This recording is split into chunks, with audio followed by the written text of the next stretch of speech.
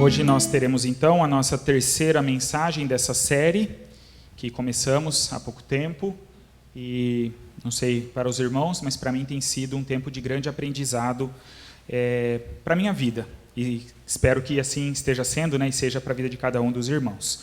Hoje nós vamos olhar então para o segundo dos 10 mandamentos, e se você está aí com sua Bíblia, ou você que nos acompanha de casa, pode abrir no livro do Êxodo, capítulo 20, e hoje nós vamos estudar dos versículos 4 a 6. Nós tivemos então na primeira semana uma introdução, uma abertura, onde nós falamos de como Deus se apresenta para trazer esses 10 mandamentos. Depois, na semana passada, estudamos o primeiro mandamento, que é: não terás outros deuses diante de mim. E na semana passada, então, nós falamos sobre a exclusividade de Deus, e a exclusividade que Deus requer para si.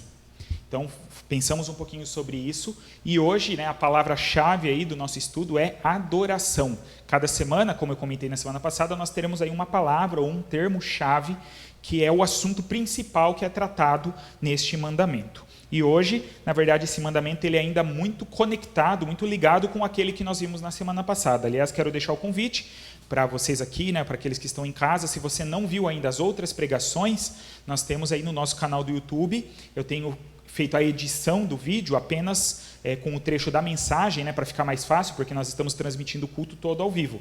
Mas depois eu faço a edição e coloco apenas a mensagem. Para os irmãos lá no grupo eu mando o link, para que possamos assistir e assim vendo toda essa sequência. Então, se você não viu as anteriores, ou uma das anteriores, depois pesquise aí e assista, para que o conteúdo seja então completo para todos nós. E hoje então vamos pensar nisso, sobre a adoração. E eu vou colocar aqui, então,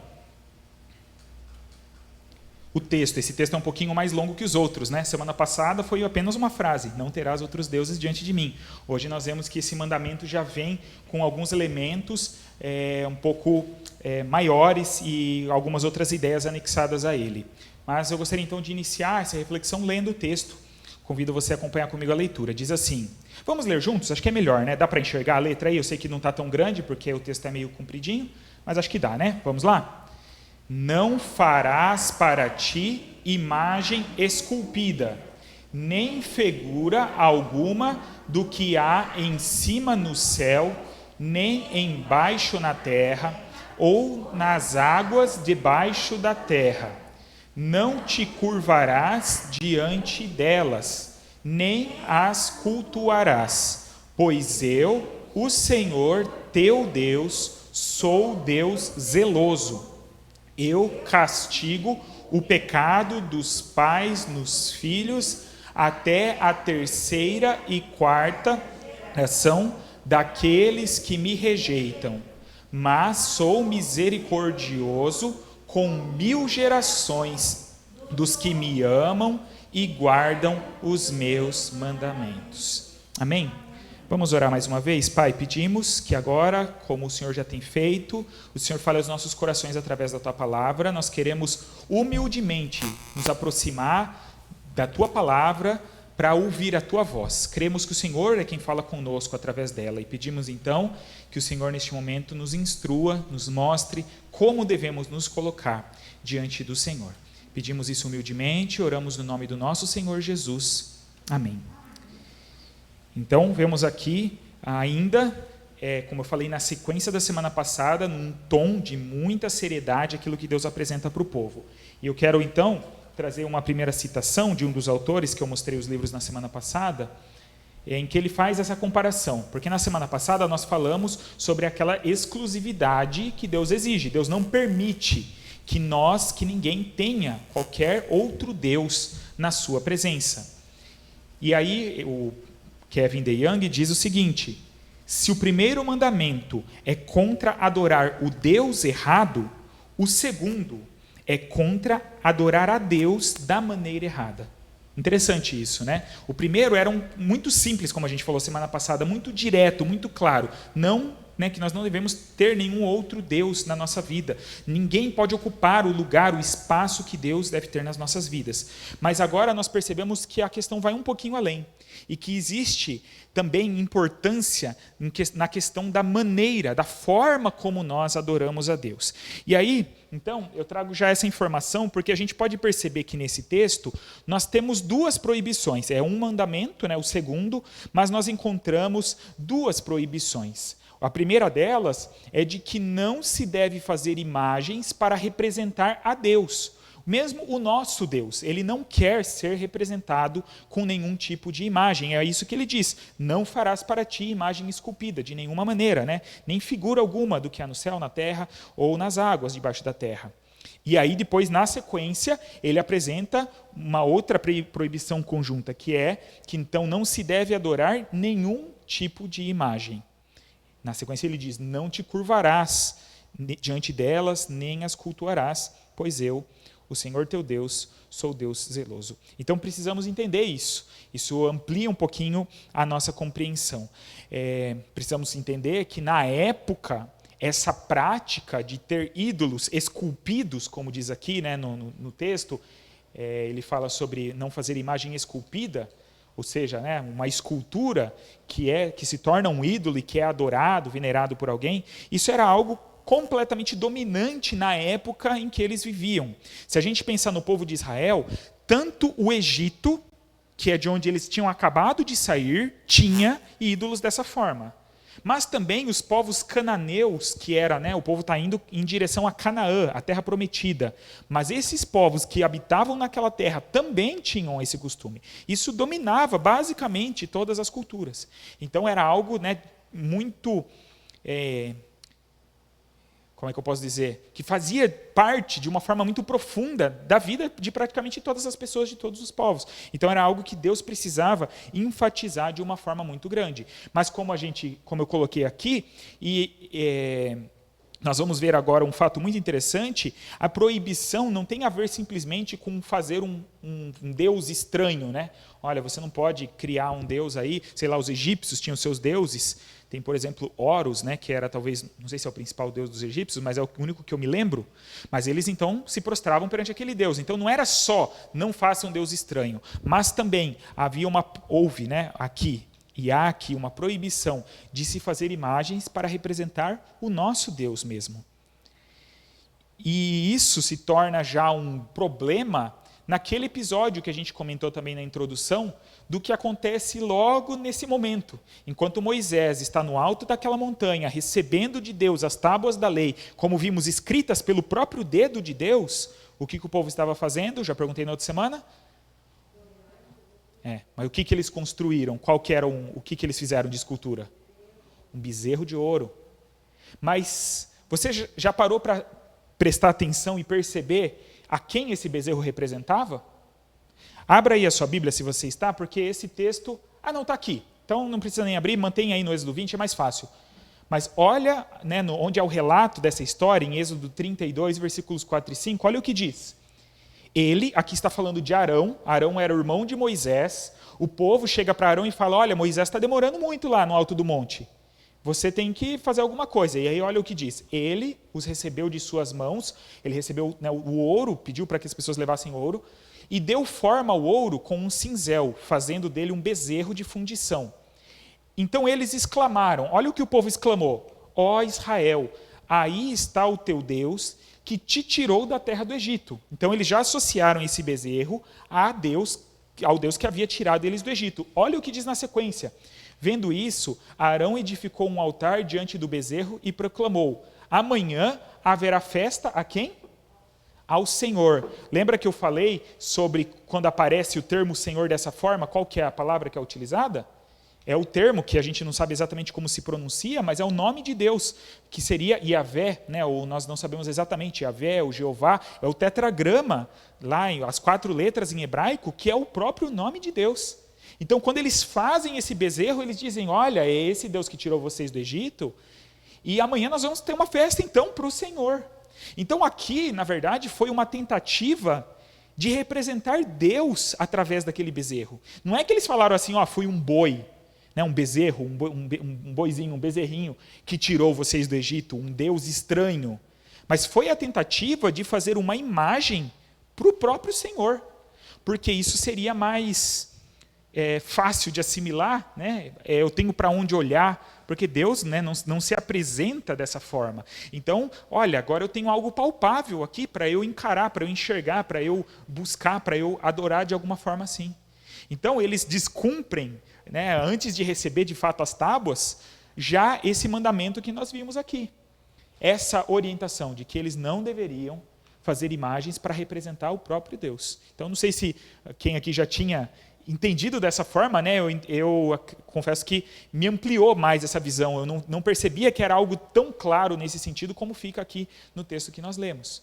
Mas essa tentativa falha de tentar adorar a Deus, ao Deus verdadeiro, mas através de uma imagem. E depois a gente sabe que o povo de Israel também cai num declínio, infelizmente, muito terrível, de idolatria de outras imagens. Se contaminam, né, com outros deuses.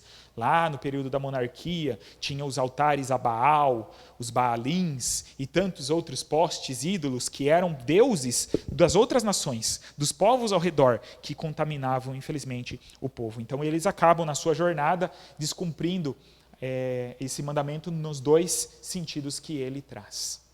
E aí eu quero então trazer, como eu sempre tenho feito, algumas verdades que a gente pode extrair desse texto, dessa proibição, mas também, como sempre já tenho feito, como começamos, ampliando para outros conceitos que a Bíblia aprofunda mais. O Novo Testamento, Jesus, muitas vezes, vai aprofundar algumas dessas ideias e a gente vai sempre fazer essa relação, pensando, como estamos vendo hoje, nessa questão então da adoração. Esse mandamento fala de adoração, fala da forma da adoração. E nós vamos então trazer algumas verdades importantes em relação a esse conceito. Então, a primeira coisa que a gente pode trazer desse segundo mandamento é de que Deus não pode ser representado por nenhuma imagem. Deus não pode ser representado por nenhuma imagem. E eu vou listar aqui, no mínimo, 3 motivos pelos quais Deus então não pode ser representado. Talvez a gente poderia até trazer mais, mas eu, no estudo, né, dos comentários que eu fiz, eu creio que esses são os mais importantes para entendermos. O primeiro é porque Deus é Espírito. Deus é Espírito. E nós temos um texto muito famoso, creio que todos vão se lembrar, que deixa muito claro isso. É claro que a Bíblia toda aborda isso, mas naquele momento isso fica muito claro quando Jesus tem uma conversa com uma mulher, lembra? Mulher samaritana, e aí essa mulher questiona Jesus justamente sobre a questão da adoração, e a pergunta dela é, olha, onde que nós devemos adorar a Deus? É em Jerusalém, como os judeus dizem, ou é aqui no Monte Gerizim, onde os samaritanos dizem? E aí Jesus dá uma resposta para ela, que está lá em João 4:24. E o que ele diz, você pode ler comigo? Deus é Espírito, e é necessário que os que o adorem no Espírito e em verdade. Então, nesse texto fica muito claro isso, né? Deus é Espírito. Por isso nós devemos adorá-lo em Espírito, ou no Espírito e em verdade. Então, como eu vou fazer uma imagem, né, de alguém que não é o Espírito? É claro que a Bíblia vai dizer, a gente vai até falar um pouquinho mais disso mais para frente, sobre a questão de Deus nos ter feito a sua imagem e semelhança. Mas quando nós estudamos esse texto e esse conceito, até mais profundamente, nós vamos ver que isso não tem a ver com aparência física, mas tem a ver com algumas outras características, que é a nossa capacidade de pensar, de decidir, a nossa capacidade de nos relacionarmos e questões assim. Mas Deus não é como um de nós, né? Não é um ser humano. É claro que também nós vamos falar mais um pouco sobre Jesus e a forma como ele se manifesta, então, como Deus se revela em Jesus. Mas, de qualquer maneira, Deus vai muito além de qualquer realidade criada. Deus é Espírito. E essa afirmação que eu acabei de fazer nos leva ao segundo ponto, pelo qual Deus não pode ser representado por nenhuma imagem. Porque então qualquer representação de Deus sempre será falha, sempre será limitada. Se eu tentar representar Deus, aqui o exemplo que a gente acabou de ler, como um bezerro de ouro, é uma boa representação de Deus? Um bezerro? Com certeza não, né? Para a gente fica claro, fica óbvio. Então, qualquer representação que a gente tente fazer, sempre vai ser infinitamente inferior a Deus. Mesmo se a gente pegar, talvez, assim, nos elementos da natureza, aquilo que nos passa a ideia de maior poder, como talvez alguns povos, né, entendiam, por exemplo, o sol e a lua como divindades, né, se a gente tentar representar Deus então como um sol, que é aquilo que nos aquece, nos ilumina, ainda assim é incomparável, é infinitamente inferior a Deus. Então, por isso Deus não quer ser representado através de alguma imagem, de alguma escultura. E ainda tem mais um motivo. Sim, tem a citação também, que diz o seguinte: então, nenhuma imagem pode capturar a glória de Deus. Toda representação do divino feita por homens será muito inferior ao que Deus é, a ponto de despertar o zelo dele. No mandamento, Deus afirma isso. Ele fala, porque eu sou Deus zeloso. Eu cuido, eu me importo, eu zelo por mim mesmo, pela minha imagem, por aquilo que eu sou. Deus, sendo Deus e único Deus verdadeiro, ele é merecedor de receber toda a adoração, todo o louvor, toda a glória. E como nós já falamos semana passada, ele exige essa exclusividade, ele não quer dividir com ninguém, o que dirá com alguma imagem. Então, Deus é espírito, portanto não pode ser representado por uma imagem. Ele também não pode ser representado por imagem, porque qualquer representação sempre será falha e limitada. E também, mais um motivo pelo qual Deus não pode ser representado por nenhuma imagem, é porque Deus é livre e não pode ser controlado. E esse é um ponto muito interessante. Porque, normalmente, nas tentativas de representar os deuses, né, seja qual for a nação, seja qual for o povo, né, tem muito essa relação com o controle de Deus, com o controle da sua pessoa. E olha o que diz o pastor Hans Heifler, que é autor de outro dos livros que eu mostrei para os irmãos na semana passada. Ele diz: através do visível, o homem busca segurança. Todos nós sabemos que, psicologicamente, é muito mais fácil dominar o visível do que o invisível. Um Deus visível pode ser alterado, modificado, manipulado. Interessante isso. A minha ideia de Deus está diante de mim, diante dos meus olhos de uma maneira física, é muito mais fácil, né, de eu interagir com ela, mas é muito mais fácil de eu manipular essa ideia, essa imagem, ou essa divindade que eu entendo. Então, por isso também, Deus não pode ser representado por imagem, porque ele é livre, não pode ser de maneira alguma controlado. Depois, então, passamos para uma segunda verdade. A primeira é Deus não pode ser representado por nenhuma imagem.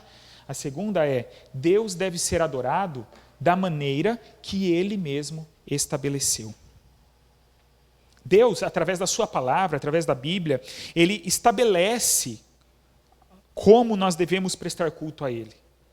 Para o próprio povo, naquele momento, e a gente comentou na introdução, que existem muitas leis que são chamadas de leis cerimoniais, que eram leis de como eles deveriam se portar nos seus momentos de culto. Como eles deveriam levar os seus sacrifícios, como eles deveriam se apresentar diante de Deus, em que momentos. Deus estabelece aquelas festas anuais dos judeus, que eram 4 principais festas, nas quais eles precisavam, então, eles iam para Jerusalém e se reuniam e celebravam a Deus pelos seus feitos, pelo seu livramento. E nós entendemos, quando olhamos para a Bíblia, que muitos desses rituais do Antigo Testamento, eles perderam a sua validade, eles estavam relacionados àquele momento, àquela época que eles viviam. Mas nós encontramos na Bíblia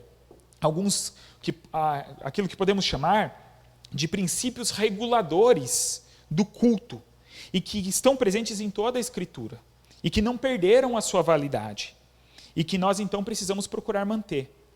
Que tem a ver não exatamente com algumas coisas da forma do nosso culto. Por exemplo, na época, né, da Bíblia, as pessoas não se reuniam num lugar exatamente como nós temos hoje, provavelmente não tinham um púlpito, os bancos dispostos dessa forma, não tinham os instrumentos que nós utilizamos. Essas são questões que são flexíveis e que vão mudando de acordo com a época e com a cultura. Mas existem alguns princípios que não mudam. Coisas que são essenciais em relação à adoração a Deus e ao culto a Deus, que tem a ver, por exemplo, com a centralidade da palavra. Nós encontramos isso tanto no Antigo Testamento, a forma como a lei era buscada, né, como o salmista nos seus cânticos fala sobre a palavra e coloca a palavra como centro da vida da comunidade. A questão da busca por Deus através da oração, através do próprio louvor, de entoar, cantar louvores e celebrar a Deus e proclamar o seu amor e as suas obras e os seus feitos, e como cantamos agora há pouco, as suas maravilhas. Essas coisas são princípios fundamentais que precisam fazer parte do nosso culto a Deus. Então, mais uma citação, né? Esse autor diz que a adoração comunitária deve estar comprometida com esses elementos que são vistos como apropriados segundo a Bíblia. Por isso que a gente sempre tem que ter muito cuidado, né, com aquilo que a gente põe ou tira da nossa prática cultual, para perceber se isso não fere, né, esses princípios, esses elementos que são apropriados. Eu me lembro, né, no período da faculdade teológica, tinha também o curso de formação de música, que formava, né, pessoas da igreja para serem líderes, ministros na área de música.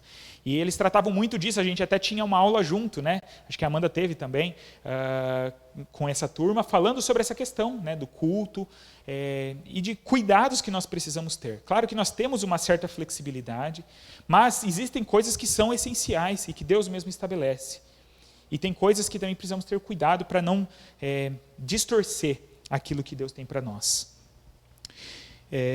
E aí, voltando a esse tópico, né, que nós estamos falando, que então Deus deve ser adorado da maneira que Ele mesmo estabeleceu, vinculando especificamente essa questão dos ídolos, da idolatria, precisamos também ter muito cuidado.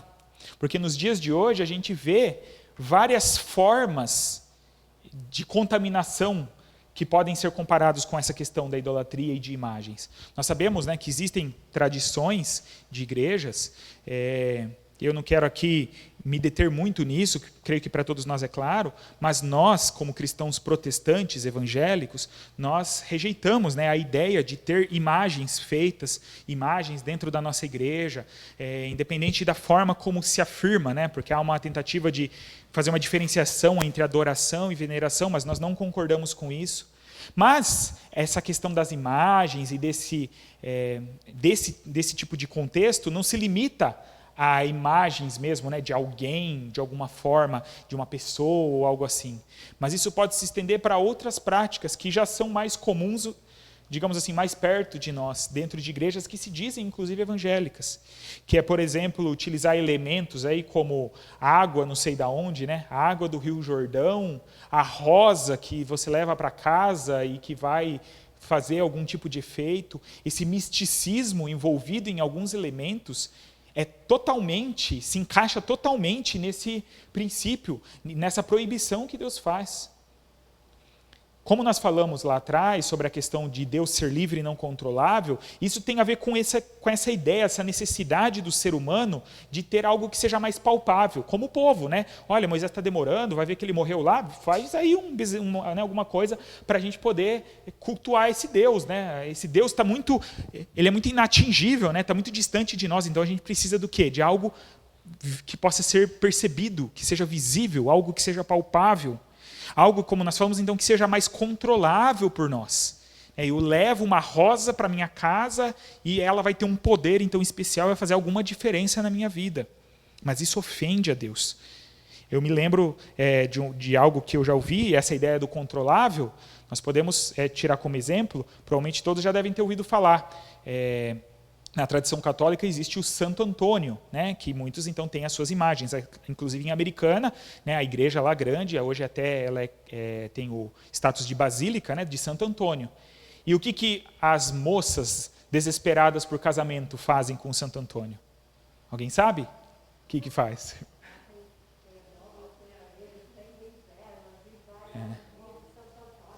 Sim. Fazem tudo isso, mas elas estão falando de algo mais específico sobre essa questão de controle, né?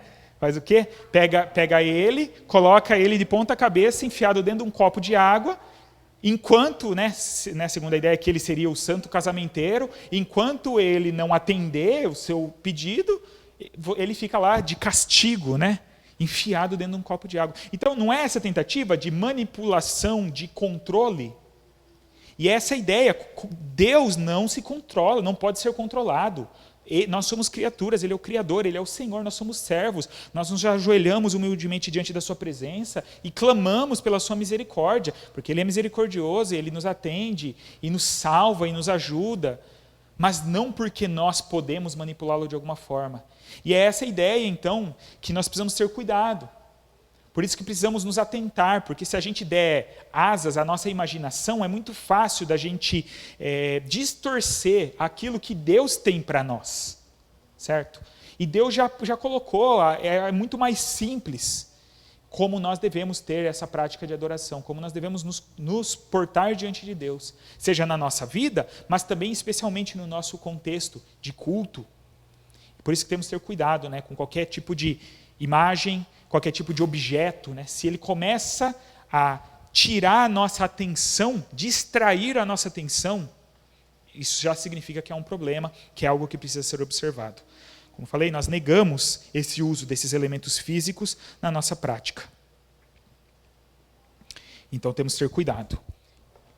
Então Deus não pode ser representado por nenhuma imagem, Deus deve ser adorado da maneira que Ele mesmo estabeleceu, e mais uma verdade, aqui já vimos, Deus expressa a sua imagem através de nós. E isso é um ponto muito interessante. E isso nos ensina muito. Enquanto as pessoas ficam tentando produzir uma imagem, a Bíblia diz o que lá em Gênesis 1:26? Que Deus nos criou a sua imagem e conforme a sua semelhança. É isso que diz o pastor Hans. O homem foi criado à semelhança de Deus, e lá no Novo Testamento diz que nele tem a sua perfeita imagem. Então olha que interessante, deveríamos ser a imagem viva do Deus vivo, e não fazer imagens sem vida de deuses inexistentes. E aí não dá uma ideia justamente de perda de tempo, né? De alguém que se ocupa por produzir algum tipo de imagem, enquanto Deus compartilha conosco mesmo a sua imagem. Que não é uma imagem no sentido, como falamos, de aparência, mas em sentidos muito mais profundos. Nós não precisamos de imagens que nos conectem com o divino, mas as nossas próprias vidas e os nossos relacionamentos devem refletir a imagem de Deus.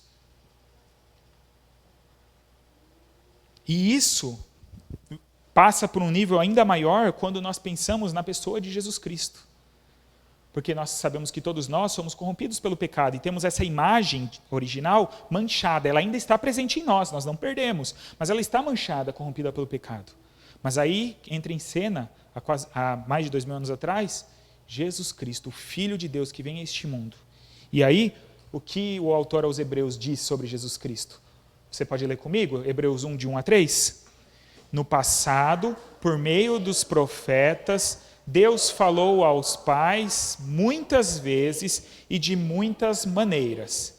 Nesses últimos dias, porém, Ele nos falou pelo Filho, a quem designou herdeiro de todas as coisas e por meio de quem também fez o universo. Ele é o resplendor da sua glória e a representação exata do seu ser. Então, em Jesus Cristo, Deus se revela de forma mais plena e completa. Nós já falamos aqui sobre o conceito chamado de revelação progressiva. Ao longo da história, Deus foi se revelando progressivamente, ou seja, cada vez um pouco mais.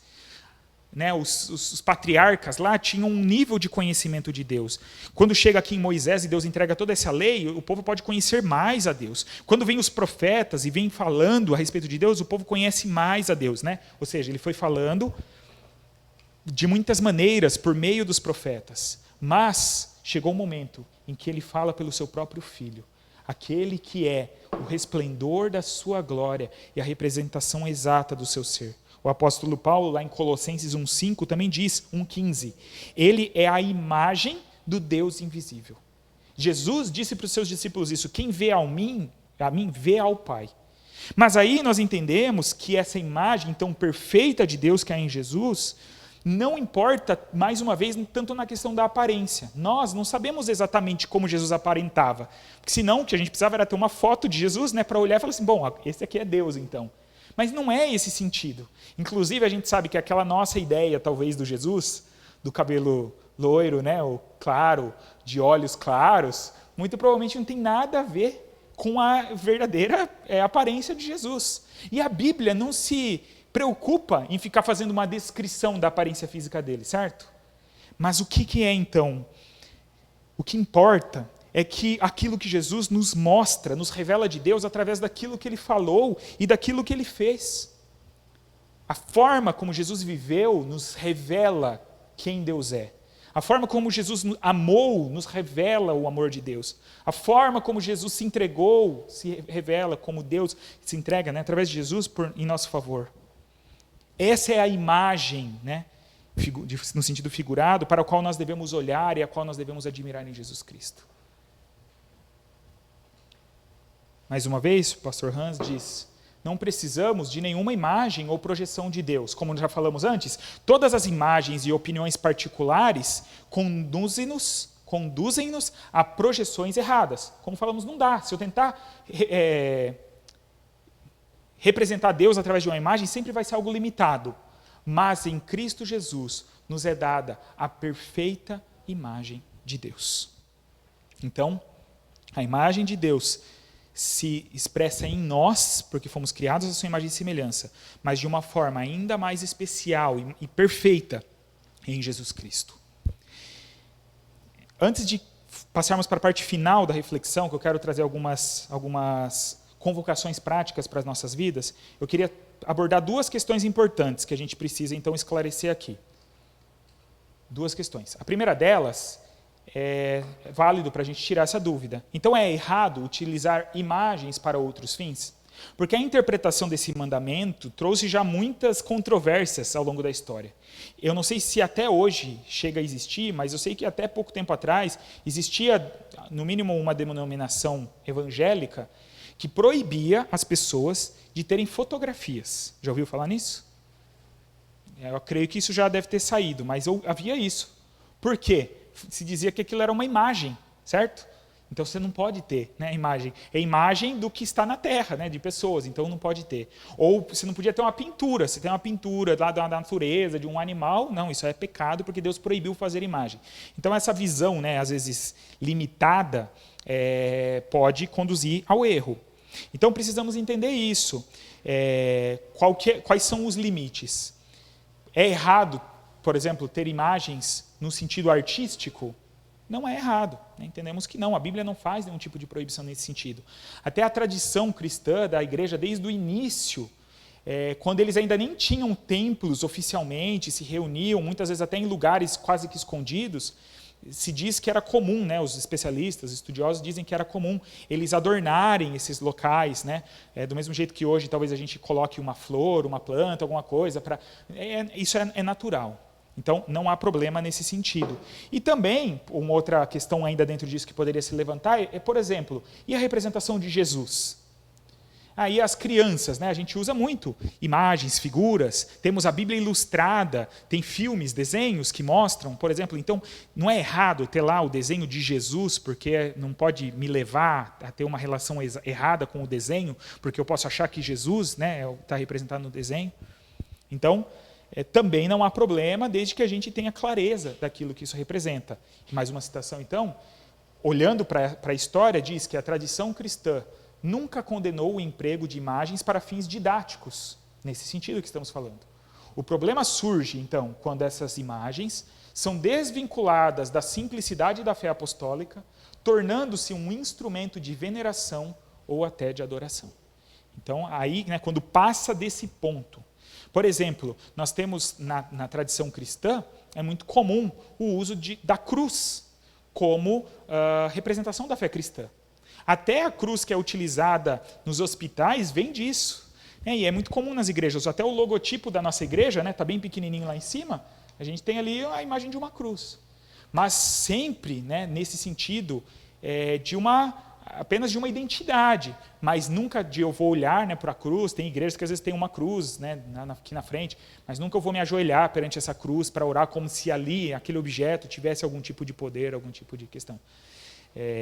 Então é esse o limite, né? ter imagens, né, para fins didáticos, para fins artísticos, não é o problema, não é o problema. Mas temos que sondar, né, os nossos corações e tomar cuidado se a gente começa a direcionar. Isso pode ter a ver não só com imagens, mas pode ter a ver com lugares. Essa ideia mística, né, de que eu vou no monte orar porque lá Deus vai ouvir melhor, já é um problema. Se eu procuro um lugar assim porque eu gosto da quietude, tudo bem. Agora, se eu acho que é um lugar especial, tem um problema. Se eu acho que na igreja, né, a oração feita aqui ela é mais ouvida do que a oração feita em casa, é um problema. Se eu peço para o pastor orar pela minha vida, porque eu acho que a oração dele é mais forte do que a minha, é um problema. Porque todos nós temos o mesmo acesso a Jesus Cristo. Então, essas ideias precisam todas, né, serem muito esclarecidas na nossa mente, para não falharmos nesse sentido.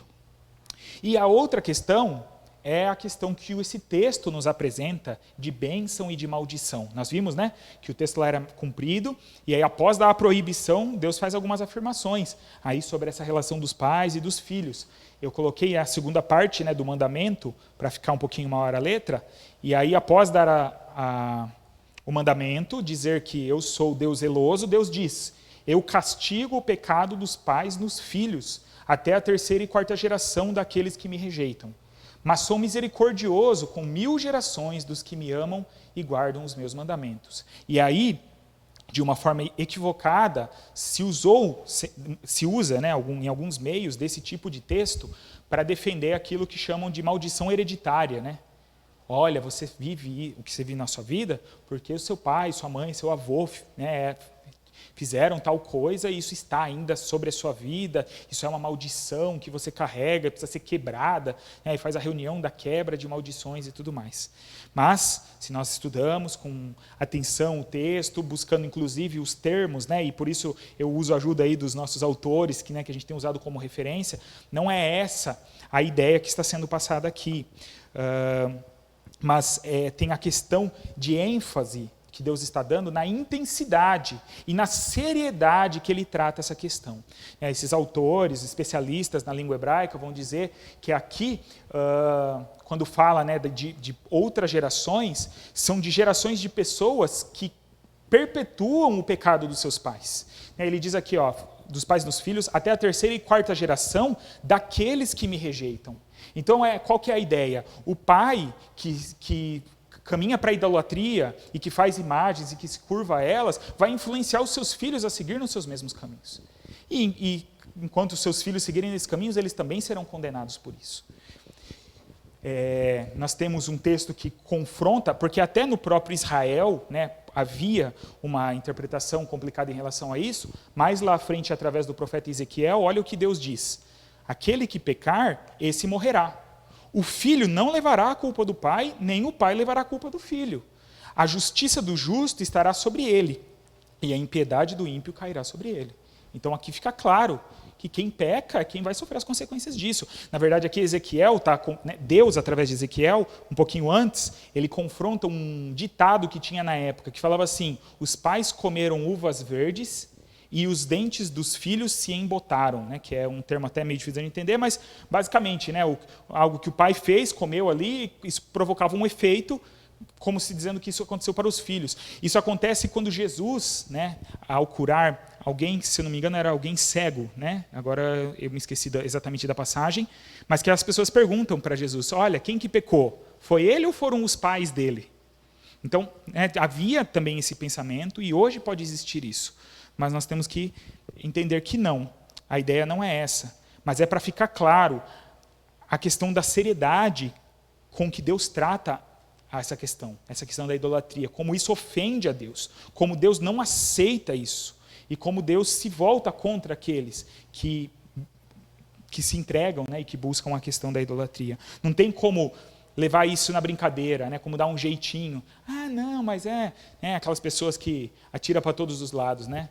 Busca Deus aqui, faz outro negócio, e acha que está tudo bem. Não. Deus, como falamos semana passada, exige exclusividade.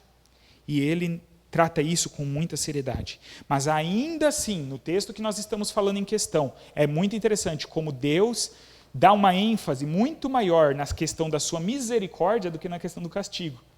Ele diz que aqui a questão do castigo, do pecado de 3ª e 4ª geração, mas sou misericordioso com 1000 gerações dos que me amam e guardam os meus mandamentos. Então, se a gente fosse levar o pé da letra, como que ficaria essa conta? Alguém anda segundo os caminhos de Deus, aí ele tem 1000 gerações que vão ser abençoadas. Aí chega na geração 517, alguém não anda. E aí, a 518, vai ter a consequência do pecado ou da bênção? Então, a ideia aqui não é essa, justamente, é a ênfase de como Deus trata com seriedade essa questão, mas, ao mesmo tempo, uma ênfase maior ainda na sua misericórdia, daqueles que são humildes e que entendem a sua necessidade de Deus. Deu para entender? Importante a gente ter essa visão. Aí eu volto para aqueles pontos que nós falamos e eu quero, com base em cada um deles, trazer uma convocação para nós em relação à adoração.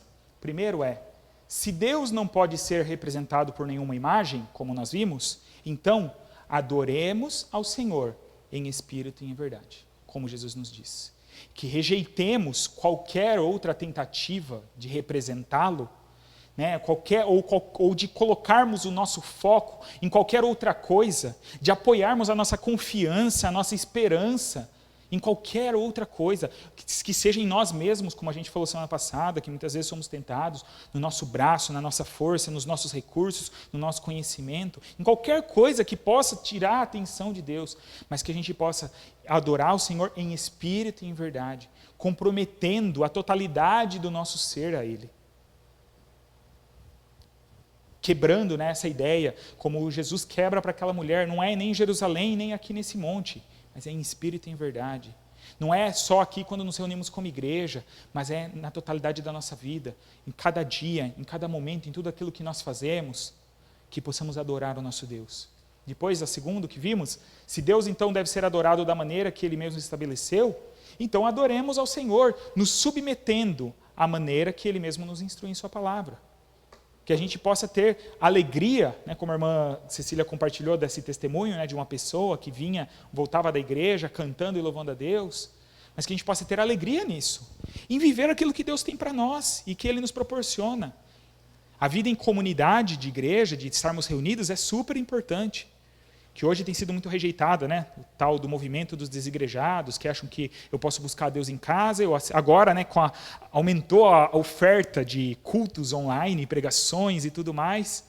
Não, mas Deus nos propõe que vivamos em comunidade e que em comunidade busquemos a Ele, ajudando uns aos outros, com base, como falamos já lá atrás, no estudo da Sua palavra, na prática da oração, na prática da adoração conjunta, do louvor, sendo exercido e executado por todos nós em conjunto, em alegria, dando testemunho da nossa fé para as pessoas, que a gente possa se submeter a isso e querer fazer disso.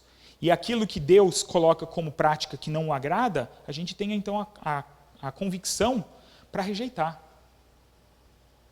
e por manter aquilo que Ele espera de nós. E por último, vimos então que Deus expressa a sua imagem através de nós. Então, mais uma vez, o adoremos, Agora adoremos ao Senhor, refletindo a sua imagem através de nossa maneira de viver. É muito interessante que em determinado momento do Evangelho, Jesus se apresenta dizendo assim, eu sou a luz do mundo. E aí chega um outro momento dos Evangelhos, que Jesus olha para os seus discípulos e ele fala assim, vós sois a luz do mundo. É essa a ideia. Paulo vai dizer mais também em Gálatas, que agora vivo não mais eu, mas Cristo vive em mim. Então essa imagem que nós falamos que temos em nós, mas que foi manchada e deturpada pelo pecado, é restaurada através de Jesus Cristo.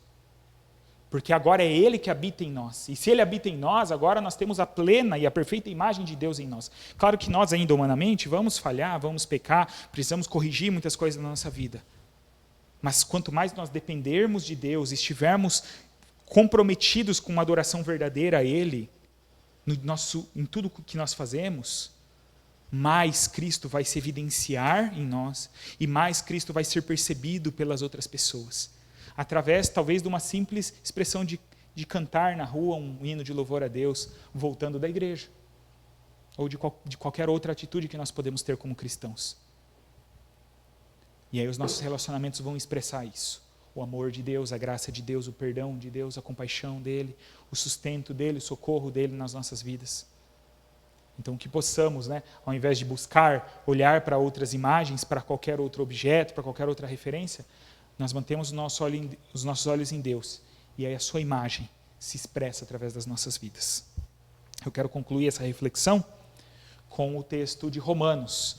Paulo, texto muito conhecido, né, na sua carta aos Romanos, chega nesse texto em que ele vai convocar agora a igreja a ações práticas, ao que eles deveriam fazer, com base naquilo que ele já havia ensinado nos capítulos anteriores. Eu falei, acho que até na semana passada disso também, que Paulo, ele fala da salvação, ele trata de uma forma maravilhosa de tudo aquilo, aí chega no capítulo 12 agora, ele vai orientar. Por isso que ele começa dizendo, portanto, né, já que, né, vocês foram alvos desse amor de Deus, dessa salvação maravilhosa, ele nos convoca a fazer algo. Você pode ler comigo? Portanto, irmãos, exorto-vos pelas compaixões de Deus, que apresenteis o vosso corpo como sacrifício vivo, santo e agradável a Deus, que é o vosso culto racional. E não vos amoldeis ao esquema deste mundo, mas sede transformados pela renovação da vossa mente, para que experimenteis qual seja a boa, agradável e perfeita vontade de Deus. Amém? Essa é a convocação, que apresentemos o nosso corpo em adoração, como um culto, como um sacrifício vivo, santo e agradável a Deus. E ele diz, né, aqui do culto racional, ou que poderia ser traduzido como culto espiritual, em confrontação àquele culto religioso que eles tinham de cumprir. Eu não vou para cumprir um ritual, mas eu vou para cultuar com o meu coração, em espírito e em verdade. Eu entrego a minha vida. Esse é um sacrifício que agrada a Deus. E eu faço isso também não me amoldando ao esquema deste mundo, rejeitando tudo que o mundo me apresenta, rejeitando essas falsas ideias de adoração que nós podemos ser tentados a seguir, e olhando somente para o nosso Deus, vivendo aquilo que Ele tem para nós. Que Deus nos ajude para que isso seja uma realidade nas nossas vidas. Que possamos ser verdadeiros adoradores, que rejeitam, né, tudo o que desagrada a Deus e que vivem de acordo com a sua vontade, glorificando o seu nome. Amém?